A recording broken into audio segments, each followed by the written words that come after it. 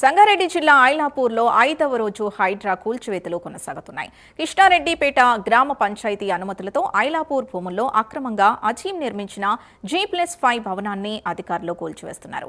అయితే నిన్న రాత్రి క్రైన్ మిషనరీ మొరాయించడంతో తాత్కాలికంగా కూల్చివేతలు ఆగాయి. ప్రస్తుతం మళ్లీ అధికారుల పర్యవేక్షణలో కూల్చివేతలు జరుగుతున్నాయి. ఇదే అంశానికి సంబంధించి పూర్తి డీటెయిల్స్ మా కరెస్పాండెంట్ కుమార్ అందిస్తారు.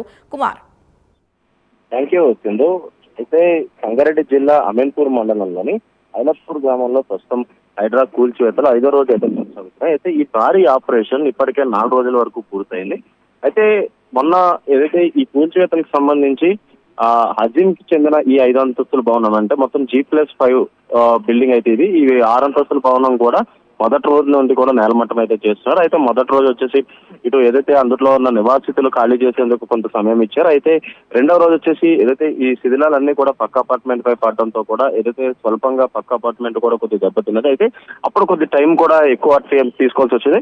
అయితే 3వ రోజు 4వ రోజు కూడా ఏదైతే కూల్చివేతలు కొనసాగించారు. అయితే నిన్న రాత్రి ఈ బాహుబలి క్రేన్ కి సంబంధించిన మిషనరీ ఏదైతే కొద్దిగా ప్రాబ్లం రావడంతో కూడా కూల్చివేతలు అయితే నిలిచిపోయినాయి. అయితే ఈ రోజు ఉదయం నుంచి మరొకసారి ఈ కూల్చివేతలు అయితే ప్రారంభించారు. అయితే భారీ బందోబస్తు మధ్య ఈ కూల్చివేతలు అయితే కొనసాగుతున్నాయి. ముఖ్యంగా ముఖ్యం సోదరుడు అజీం చెందిన ఈ G+5 భవనాన్ని అయితే నేలమట్టం చేస్తున్నారు. అయితే ఇప్పటికే అక్కడ 1200 పైచిలుకు ఎకరాల భూమి అయితే గవర్నమెంట్ భూమి అయితే ఉంది. అయితే దాంట్లోనే కబ్జా చేసి సుమారు ఇప్పటికే 400 ఎకరాల వరకు కూడా అక్కడ అపార్ట్మెంట్స్ అయితే నిర్మించారు. అయితే అవన్నీ కూడా ఇటు మధ్య తరగతి పేద తరగతి ఏదైతే కుటుంబాలన్నీ కూడా అవి కొనుగోలు చేసిన నేపథ్యంలో హైడ్రా దాని జోలికి వెళ్లకుండా మిగిలిన 860 ఎకరాల పైచిలకు భూమిని అయితే స్వాధీనం చేసుకుంటూనే వచ్చింది. అయితే ఇప్పటికే చాలా మటుకు హైడ్రా స్వాధీనం చేసుకుని ఫెన్సింగ్ కూడా వేయడం జరిగింది. అయితే మిగిలిన ఈ 5 అంతస్తుల భవనం కూడా పూర్తిగా నేలమట్టం చేసిన తర్వాత అక్కడ ఆ ఫెన్సింగ్ వేసి మొత్తం కూడా ఆధీనంలోకి అయితే తీసుకుంటారు. అయితే సుమారు ఈ 860 ఎకరాల భూమికి సంబంధించి అయితే మార్కెట్ వాల్యూ వచ్చేసి 15,000 కోట్ల పైగా ఉంటుంది. అయితే వీటన్నింటినీ కూడా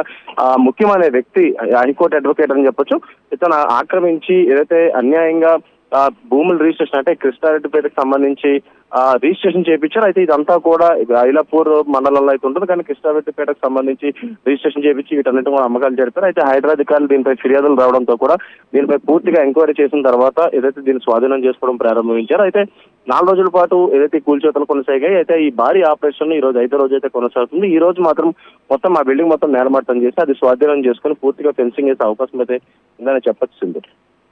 థ్యాంక్ యూ కుమార్.